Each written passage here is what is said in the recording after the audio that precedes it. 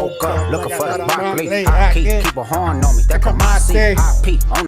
Now, I know I came in crazy, but it's because I'm excited for what we got going on. For when me and my friends, if we got dropped in a horror universe, what would we do? Now, the real question is, what would you do? And how many friends would it take for you and your crew to stay alive? Let's find out. Now, I'm going to be honest with you. Listen, the truth is that not everybody is fit to survive. Some of us are big backs out here. Some of us don't know how to handle weapons. Some of us don't even really know how to handle scary stuff without, leaving a little brown stains in them pants here. So the real question would come out is, if you had to pick your friends, do you think that y'all would actually survive any horror game universe? We could go into some specifics in a second, but the real question is, do you have that many friends that are actually good at doing stuff? So let's go ahead and set the ground rules here, okay?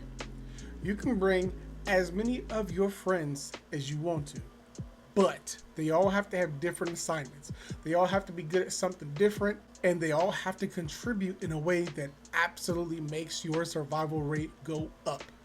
Now, there's gonna be people out here who say, I have no friends.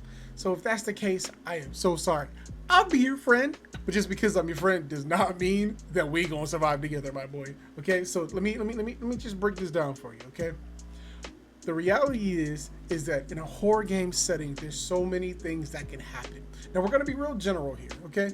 Because depending on the universe, which we can touch a few of them if you'd like, will depend on what it is you actually need. Now I do think, generally speaking, that if you were going to have a bunch of friends going into a universe with you, you should pick them wisely. So I wanna immediately, make sure you should disqualify some of them immediately, all right? I'm just gonna tell you, because they're not gonna help you at all. Matter of fact, they might make you die quicker. The first one that I'm gonna tell you is the person that don't know nothing about nothing, or the person that's the complainer. Because to be honest with you, if I am trying to live, if somebody stuck me in something like the Resident Evil universe, right? I don't want somebody who's just gonna be like, dang, Jack, come on, man, they brought us here. Mine even got nothing for my hair. What's all these zombies around? Bro, I don't wanna be here. I don't want nothing, man. I wanna go home. I wanna eat some chicken wings, some collard greens. I don't want none of that stuff right here. Why we here? I stink, man. I need deodorant. I want some food. I'm hungry. I'm thirsty. I just need something. You shut up. I don't like you. You shut up. I don't like you either. Oh, my hair's in my eyes. Oh, I don't know how to use a gun. Oh, I gotta take a doo-doo, bro. Where's the toilet paper at? Yeah, you don't want friends like that, bro. You don't want that, man. I'm telling you, you do not want him, bro. You do not want him anywhere near your survival, okay? But I am gonna give you a good example of a friend you do want. And he's often known as the black friend, okay? The one who's gonna sit there and tell you, listen, I ain't going down there. I got a bad feeling about down there. Oh, you heard that noise? That sounds dangerous. Maybe we should go in the opposite direction. Oh, we need to figure out this puzzle so that we can unlock this mechanism to finally find out what happened here. Or, hear me out, we could just leave. No offense to some of y'all out there, but listen, that friend is the one that's gonna help you live longer, okay? I'm not going and looking to finding out why the reason is what it is. I'm just trying to live, bro. Now, you could call that someone who doesn't want to be the hero. You could call that whatever you like. But me and my friends, we are not gonna be looking for the cure. We're not gonna be looking on how to stop the big bad boss. We're gonna be like, we're living here. And we're gonna figure this out, and that's about it. Now, I wanna give you another real good example of a friend that you definitely want on the squad. And that's gonna be the one that's competent in combat, in weaponry, in anything of that survival, any of those things. He could be looked at as the country boy, he could be looked at as whatever. He could be ex-military. Any of those things is gonna be super valuable. Because that man right there, he's got the experience. He knows what it's like to be out there on the battlefield. He's the one that says, listen, that gun, yeah, it's gonna jam up.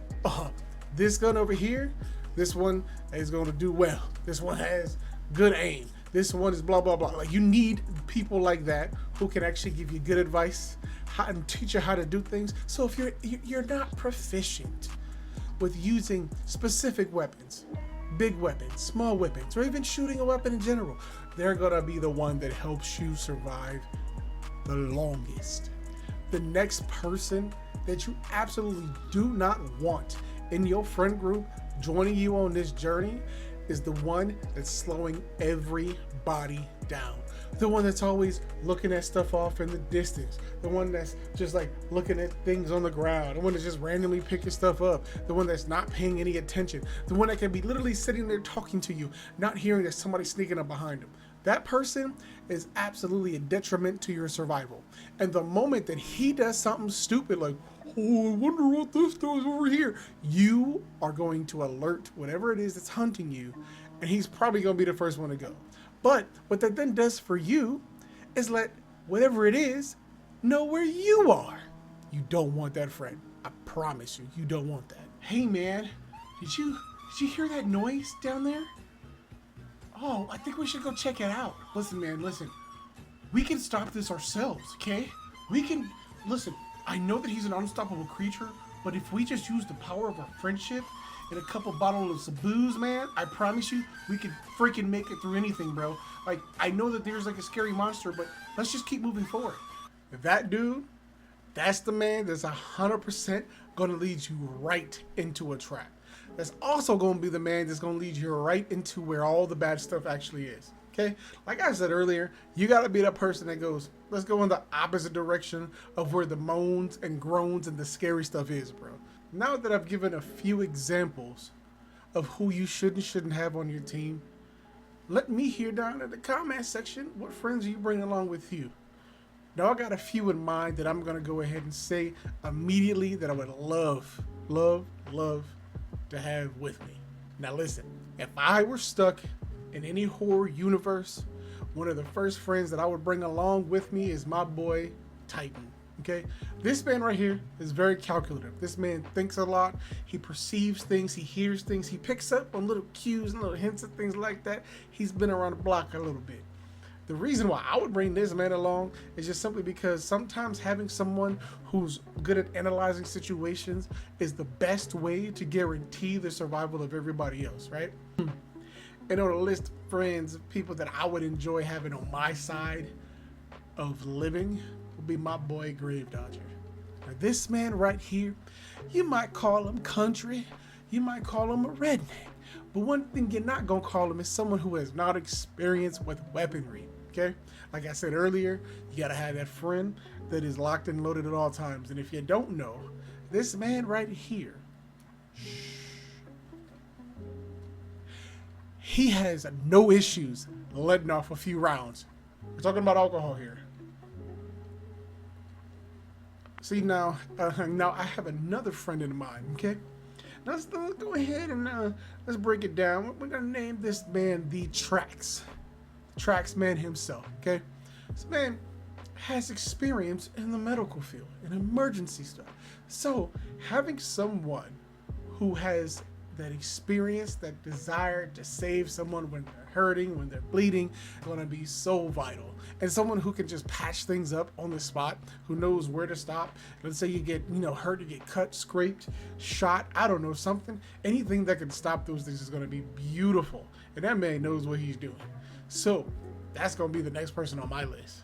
I'd say we maybe about 6 or 7 people on our end, we'd be perfectly fine.